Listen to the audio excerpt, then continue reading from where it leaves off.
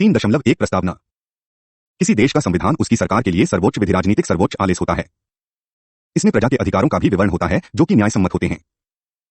सामान्य अर्थ में यह सत्ता का प्राधार एवं शासितों के प्रति शासकों की बाध्यताओं को प्रस्तुत करता है। ये बाध्यताएं न सिर्फ सरकारी सत्ता की सीमा को ही बल्कि जनता की सरकार से अपेक्षा को भी बतलाती है। किसी संविधान के लिए एक महत्वपूर्ण बात यह है कि भविष्योन्मुखी हो, न कि अतीतोन्मुखी। ऐसी जनता जो अपने मामले रीति रिवाजों एवं परंपराओं के अनुसार निपटाती है, उसे संविधान की कोई आवश्यकता नहीं होती। उनके लिए अपने अग्रजों की स्मृतियां ही काफी होती है। इतिहास साक्षी है कि जब भी कोई संविधान बनाया गया है, वह एक क्रांति के बाद बना है। किसी भी संविधान का मंतव्य एक नई सामाजिक एवं राजनैतिक व्यवस्था को प्रवेश कराना रहा है। 18वीं शताब्दी में जब विश्व में प्रथम लिखित संविधान सामने आया, संयुक्त राज्य अमेरिका में 1789 में एक संघीय गणतंत्रात्मक सरकार की महज संकल्पना ही प्रस्तुत हुई। यह ब्रिटेन से राजतंत्रीय औपनिवेशिक संबंधों का सिलसिला तोड़ना था।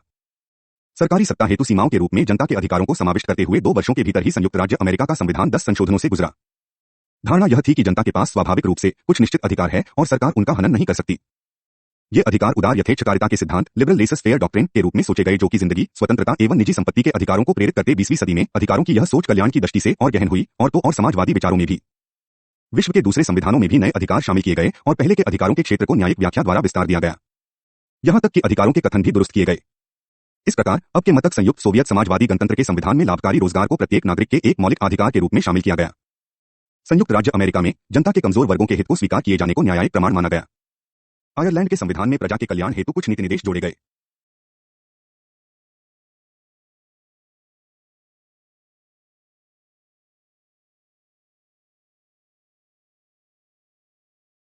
तीन दशमलव दो भारतीय संविधान का दृष्टिकोण। ब्रिटेन से शक्ति के स्थानांतरण के पश्चात भारतीय संविधान की घोषणा एक नए युग की शुरुआत थी। प्रथम और सबसे महत्वपूर्ण, यह ब्रिटेन के राजतंत्रीय शासन के स्थान पर गणतंत्रात्मक लोकतंत्र की स्थापना था। आशान्वित रूप से भारतीय संविधान ने विश्व का रुझान स्वतंत्रता संग्राम के दौरान अपनी जनता के अनुभवों द्वारा विरासत में ग्रहण किया। भारतीय संविधान में उदारवादी लोकतंत्र के ढांचा को कायम रखा गया, परंतु सरकारी दखलंदाजी के क्षेत्र को बढ़ाया गया, जो कि सामाजिक सुधार एवं कल्याण को ध्यान में रखते हुए किया गया। नागरिकों के अधिकार और इनकी समानता को भंग करना राज्य के लिए निषेध है, अधिकार जो आवश्यक रूप से विलोम प्रकृति के थे। समाज के लिए अस्पृश्यता निषेध है। राज्य को इसकी छूट है कि वह प्रजा के कमजोर वर्गों के सुधार हेतु विशेष कदम उठाए। संविधान में आयरलैंड के उन आदर्शों को भी अपनाया गया जिसमें सरकार को कल्याणकारी कदमों को लेने के लिए आशावादी नीति निर्देश जारी किए गए हैं।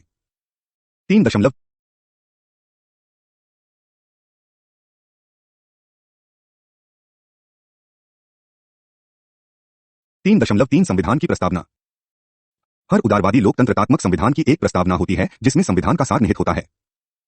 भारतीय संविधान की प्रस्तावना भी राजनीति के आदर्श उद्देश्यों का आलेख है। प्रथम बिंदु जो ध्यातव्य है, भूमिका के अनुसार यह है, हम भारत की प्रजा जो कि भारत के विधानसभा में है, अपनाते हैं, नियमबद्ध करते हैं और खुद को यह संविधान अर्पित करते हैं। संक्षेप में, संविधान प्राधिकरण देश के सर्वोच्च कानून के रूप में जनता से उत्पन्न हुआ है, न कि किसी बाह्य सत्ता की दया से। भारत एक लोकतंत्रात्मक प्रभुता संपन्न देश है। भारत गणतंत्र भी है। यह किसी भी प्रकार के वंशानुगत शासन को नहीं मानता।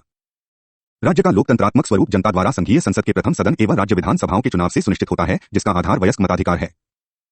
प्रत्येक निवासी जो स्वस्थ मस्तिष्क का वयस्क नागरिक हो तथा अपराध, भ्रष्टाचार या अनैतिक कार्य के लिए रोका न गया हो, वोट देने के लिए सूचीबद्ध होने का अधिकारी है। संविधान का अनु 326। संविधान सभी नागरिकों से सामाजिक, आर्थिक और राजनैतिक न्याय का वायदा करता है, वैचारिक अभिव्यक्ति, विश्वास, आस्था और पूजा की स्वतंत्रता देता है, स्तर और अवसर की समानता तथा व्यक्ति विशेष की शान को ध्यान में रखते हुए भाईचारे को बढ़ावा देता है। 1976 में एक संशोधन के तहत धर्मनिरपेक्षता एवं समाजवाद की स्थापना का उद्देश्य प्राप्त करने और राष्ट्र की एकता एवं अखंडता को कायम रखने की घोषणा की गई। 3.4 जनता का उत्थान। सार्वभौमिक वयस्क मताधिकार का अभिप्राय कभी भी तादा नहीं जा सकता। अंग्रेजों ने भारत में विधायिका में चुनाव प्रणाली की शुरू किया। जब तक नया संविधान लागू नहीं हुआ, फिर भी भारत के केवल 15% वयस्कों को मत डालने का अधिकार था। मताधिकार संपत्ति एवं अकादमिक योग्यताओं द्वारा प्रतिबंधित था। प्रयत्न द्वारा इसको सार्वभौमिक बनाया गया और यह सरकार के बनने तथा न बनने की कुंजी बन गया। संविधान ने न केवल जनता को अपने भाग्य का अंतः मुस्लिया बनाया है, बल्कि उन्हें समान भी बनाया है। भारत का पारंपरिक सामाजिक तंत्र मजहब तथा वंशवादी अलगाव में बेटा था और जातियों की दीवारों से पटा था। इस प्रकार इसने अपना सरापन खो दिया था। व्यक्ति शासन की मूल इकाई बन गया। हर व्यक्ति को सभी प्रकार के शासकीय एवं आर्थिक अधिकार दिए गए। इसी समय अल्पसंख्यक वर्गों को कुछ सांस्कृतिक अधिकार भी मिले। 3.5 जनता के अधिकार। भारतीय संविधान के तहत 2 प्रकार के अधिकार हैं, कुछ तमाम जनता को दिए गए हैं तथा कुछ केवल नागरिकों को।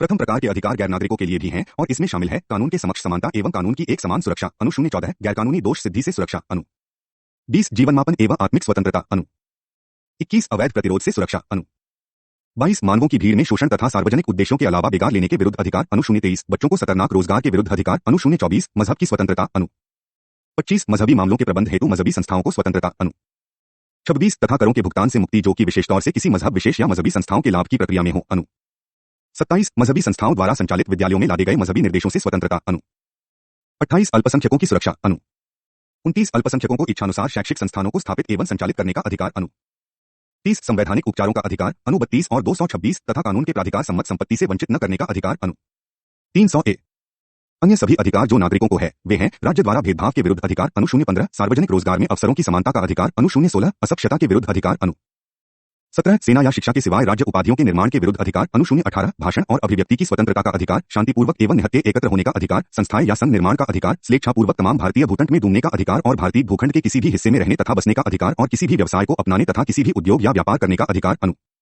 19 5.1 अधिकारों की प्रकृति।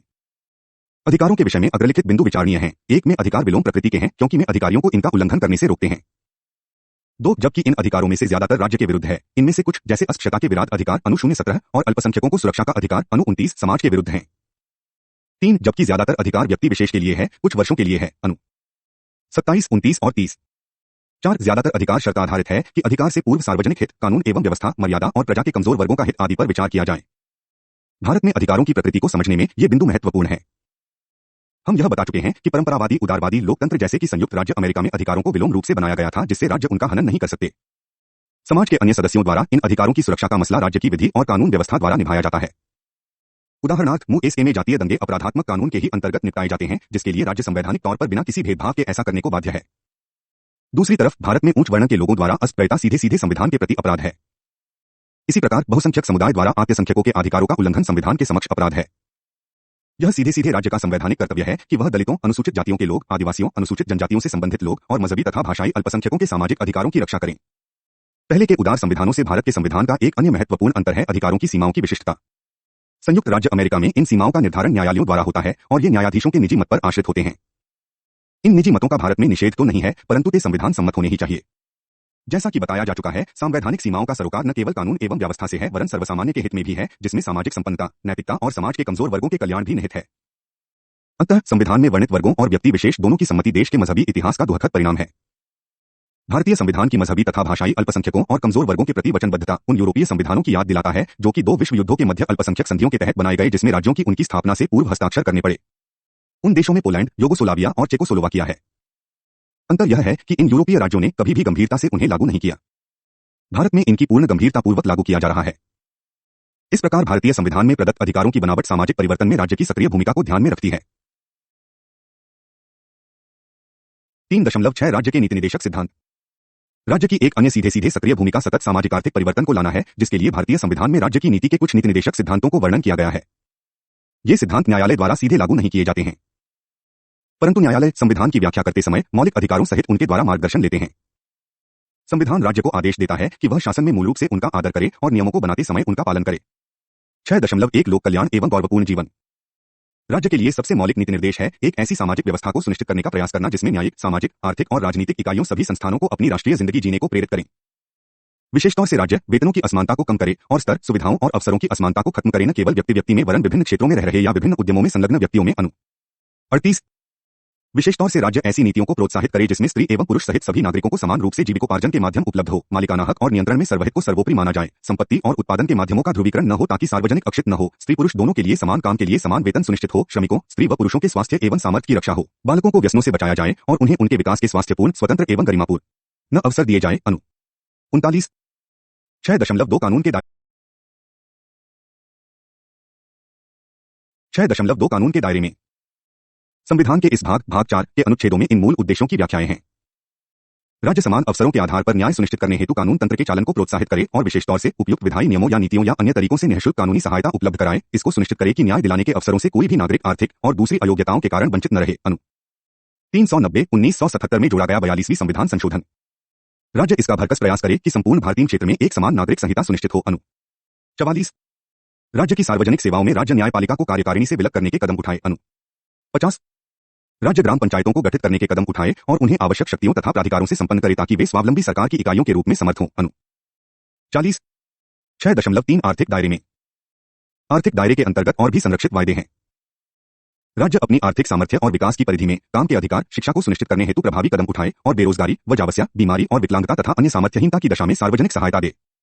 काम का अधिकार यूं ही किसी भी उदारवाद प्रजातांत्रिक राज्य द्वारा स्वीकृत नहीं किया जा सकता, क्योंकि यह उत्पादन के सभी साधनों पर नियंत्रण नहीं करता। सामाजिक बीमा की प्रथा भी केवल विकसित औद्योगिक देशों में उपलब्ध है, हालांकि यह प्रक्रिया अस्थायी है। एक विकासशील देश जैसे भारत के लिए सभी के लिए काम और या सामाजिक बीमा स्पष्ट रूप से बहुत ज्यादा आशा करना ही है। राज्य प्रजा के पोषण के स्तर के उत्थान तथा जीवन स्तर पर ध्यान देना और सार्वजनिक स्वास्थ्य को सुधारना अपनी मौलिक जिम्मेदारी समझे और विशेष तौर से मादक तथा हानिकारक औषधियों को चिकित्सकीय उद्देश्यों के अलावा उपभोग के निषेध का हर संभव प्रयत्न करे। 47।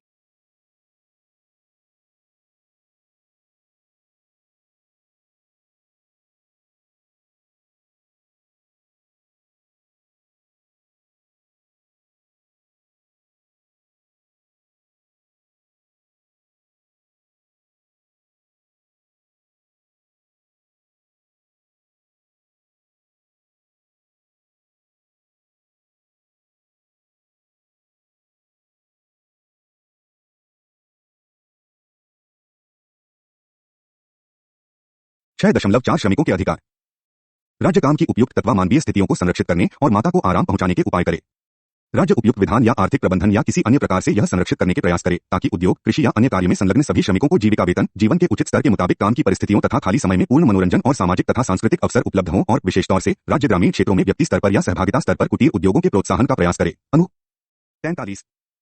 संविधान के 42वें संशोधन के अनुसार राज्य उपयुक्त विधान या अन्य प्रकार इसके कदम उठाने के आदेश जारी करे ताकि किसी संस्था के व्यवसायों के प्रबंधन, अन्य किसी उद्योग में संलग्न संस्था के प्रतिष्ठानों में श्रमिकों की भागीदारी हो। 43A 6.5 बच्चों एवं कमजोर वर्गों के लिए राज्य को निर्देशित किया गया है कि वह 10 वर्षों के अंतराल में संविधान की घोषणा से 14 साल तक के सभी बालकों को निःशुल्क शिक्षा मुहैया कराए। 45। राज्य कमजोर वर्गों के लोगों के शैक्षिक तथा वार्षिक हितों को विशेष सावधानी से प्रोत्साहित करे और विशेष तौर से अनुसूचित जातियों तथा अनुसूचित जनजातियों को किसी भी प्रकार के सामाजिक अन्याय तथा शोषण से बचाए। 46। 6.6 कृषि व पर्यावरण के दायरे में राज्य कृषि और उद्योगों का आधुनिक विज्ञान की तर्ज पर विकास का प्रयास करे। 48। यह राज्य का दायित्व है कि वह संसद द्वारा चूषित हर राष्ट्रीय महत्व के स्मारक या स्थल मा ऐतिहासिक दृष्टि की वस्तु की रक्षा करे, उन्हें विरूप, नष्ट, हटाए जाने, खत्म करने या तस्करी करने जैसी परिस्थिति हो से बचाए। 049। 48 1977 में समाविष्ट 42वें संशोधन के आदेशानुसार राज्य का यह भी कर्तव्य है कि वह देश के पर्यावरण का संरक्षण तथा सुधार करे और वनों एवं वन्य जीवन की रक्षा करे।